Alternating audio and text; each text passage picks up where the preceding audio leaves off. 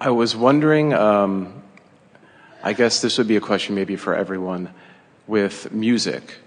I don't know if you noticed I like to work out a little bit, but the music choice, when you're going and you're putting yourself in your car or at the gym or anywhere in life, how does what you listen to affect your vibration? Because I like to sample the whole smorgasbord, whether it's happy, sad, angry, and re-examining my life and things. I'm not quite sure how the lower end of the contrast would affect me vibrationally in my life, only in the sense that your feelings as you put them out, it's almost like tossing a pebble out into the sea. So when you're letting yourself go there. Are you in a position that you could play the music that you usually play at the end now? Would you play it for just a little bit? This is a new piece of music that some dear friends have put together. And Esther wants you to hear it and listen to it in light of what you were just saying. She's saving it for the end, but she wants you to feel it. Louder.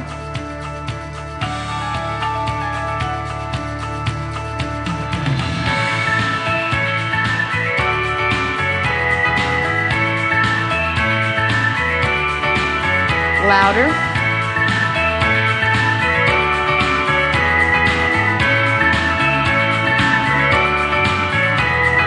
Louder. Louder. Louder.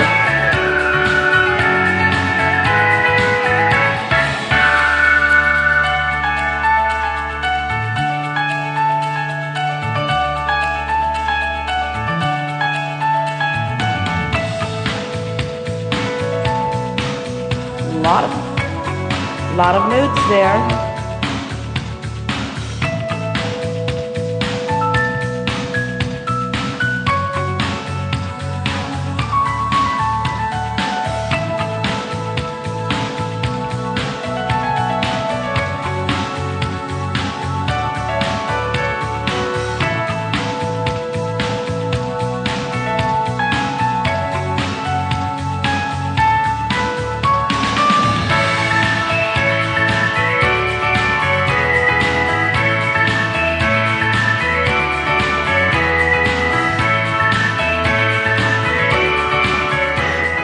There is nothing that moves your energy faster than music. And if someone has written it from a place of alignment, as this was written, and you are near a place of alignment when you begin receiving it, it moves you. Now, everyone has a different idea of what they like in terms of music. There's a lot to choose from. But when it has been written from a place of alignment and you are in a place of alignment, then it moves you. Now, Esther, she plays that over and over and over and over and over and over and over. And it moves her higher and higher and higher and higher and higher and higher and higher and higher. She's not certain there is an end to the euphoria that she will feel as she plays it again and yet again. She has not found an ending to it. She has not found a place to be tired about it yet, you see. Sometimes when you put a piece of music on, the music has been written from a vibrational place that is not in alignment with like that was, but it is resonant with something that someone is feeling. Someone who is feeling depressed or discouraged or lonely.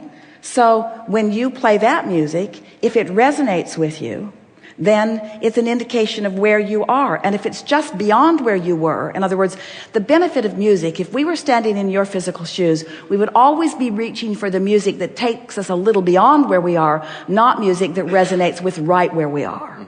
That's the thing Esther likes about that piece. It starts out, it's pleasant enough, and it builds, and it takes her higher and higher, and then just when she thinks she can't take any more, it sort of settles into a softer place and gives her another chance to take her breath. And sometimes, if you're listening to a lot of music, you're enjoying the pathos of it. In other words, you're enjoying the ride up and down the emotional scale of it, you see. But don't you find that if you are listening to music on a regular basis, that the music that you are drawn to is the music that always leaves you feeling better than you felt when you first began it? Absolutely. And that's the way we would utilize it. That's the way we would understand it. We would also understand, we really want you to understand, that everyone with whom you are co-creating is vibrating somewhere. They're somewhere in vibrational relationship to the source within them. And we want you to understand that the vibrational variance between the source within them and the source within you, the source within that one and that one and that one and that one and that one, is not that great of a variance. So when someone has tuned into something and they have found that higher frequency, and then you are looking at the piece of art that they created, or reading the book that they have written, or looking at the painting or the sculpture, or listening to the music, they have imbued their article with the vibration of that which they were feeling. And you have only one question: where does this fit in the vibrational scheme of my life experience? We would ask one question when we would play any song. Esther has several favorite stations programmed into each of her vehicles, and she is punching those buttons all over the place because this song takes her higher, this song's dipping a little, let's look for another one. In other words, she will not tolerate for 5 seconds one that's taking her into a place lower than where she was. So where does that lead to? Are the artists of the world capable of producing more and more and more for you? And more important, do you have the ability to attract to you whatever you are needing? And even more important, does it always have to come through music? Or can it come through this and this and this? Just a little basis there. Now, what exactly were you getting at? It was more of putting myself in danger of beating the drum of something that I didn't know I was beating. Because you say we all have these set vibrational patterns. If I'm listening to a music that is not as high as, say, Esther's, am I beating a drum that's bringing something back to me that I don't necessarily want? We wouldn't look at it as detrimental in the sense that a short listen would have any devastating effect on you, but we would care about the mood that music produces. And we would want to move from love and appreciation to exhilaration. We would reach for that high standard in all things. We would reach for it in the movies that we watch and in the people that we have conversations with, in the books that we read. We would reach for it in everything. We would spend no time objectively examining the earth for content. We would vibrationally set a tone and ask that the content that matches our tone be given to us. That's what you said when you came forth. You did not say, I'll come into this physical environment and I'll just take what's around. And you did not say, I will objectively observe everything so that I will be a really fair and balanced person. You said, I'll come into the environment and I'll feel my way through it. And I'll reach for the highest frequencies that I can find. Don't you find that often with music, that something will ring your bells for a while and then it doesn't ring quite so much as you sort of settle into it? And that's not because the music is not wonderful, and it's not because it's not productive for someone. But what it does mean is it's not up to speed with the new place that you have now reached to, you see. Music is, well, it would be right to say it about everything, but we want to especially say it about music. It is a living, breathing, expanding entity, much like yourself. And it would be a really easy way for you to co-create with the artists of the world, just by saying, I know who I am and I know what I'm reaching for, and universe, please bring me the next step and the next step and the next step and the next step. So now, this is important. Let's contemplate this. Some of you are feeling a little confused by this conversation, so we want to bring it around to something that is really meaningful for you.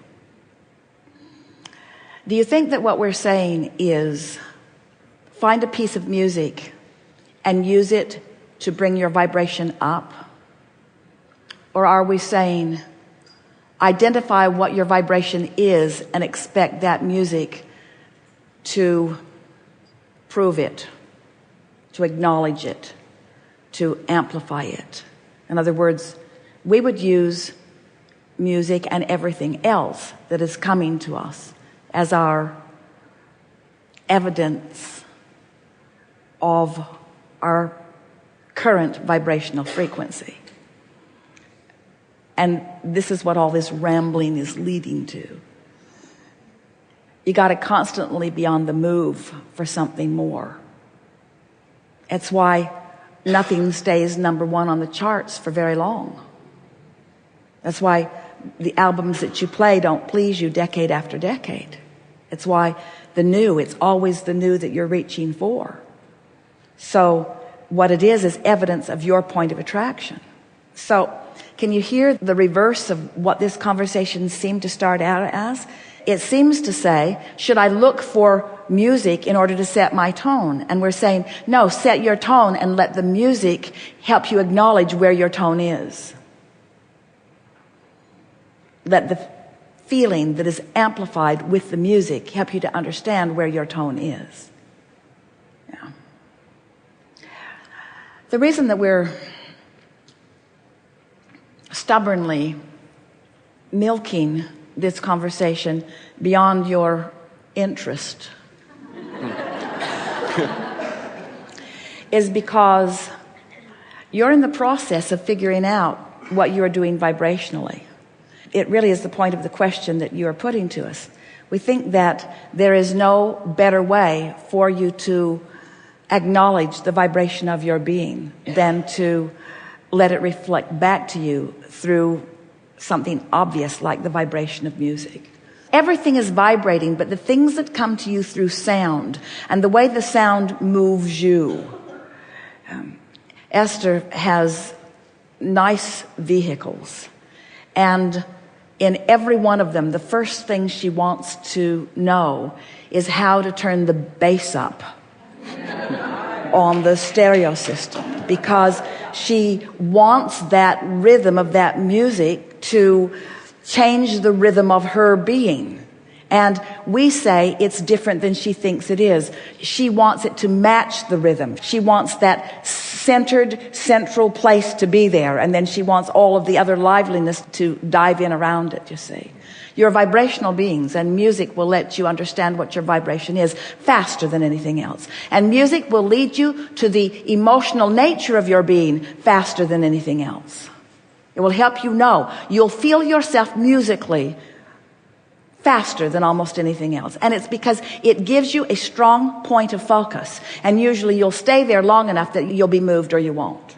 And we'd like to say one more thing. We think there are far too many love gone bad songs in this world. And far too many I can't get it right songs in this world. And far too many poor me songs in this world. And if we were standing in your physical shoes, we would teach the music industry what kind of music you really want, you see.